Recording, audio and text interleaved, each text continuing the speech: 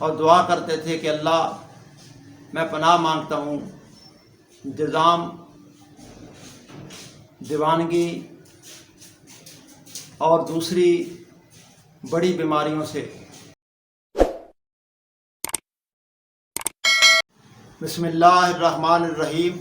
الصلاۃ والسلام علیک یا سیدی یا رسول اللہ وعلی آلک وصحابک یا حبیب اللہ۔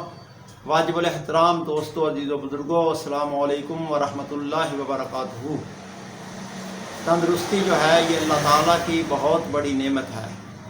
اس کا احساس اس وقت ہوتا ہے جب کسی سے یہ چھن جاتی ہے۔ اس لیے ہمیں چاہیے کہ ہمیشہ اس نعمت پر اللہ تعالیٰ کا شکر ادا کریں۔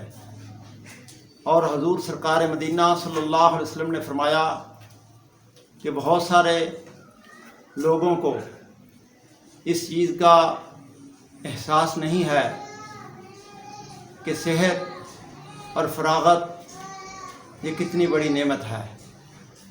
حضرت انس رضی اللہ تعالیٰ عنہ فرماتے ہیں کہ حضور صلی اللہ علیہ وسلم اکثر پناہ مانگا کرتے تھے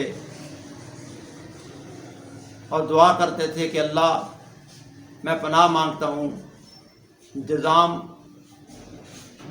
دیوانگی اور دوسری بڑی بیماریوں سے، یعنی حضور بیماریوں سے اللہ تعالیٰ کی پناہ طلب کیا کرتے تھے۔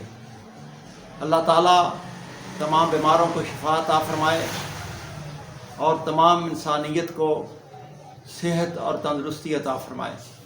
آمین ثم آمین۔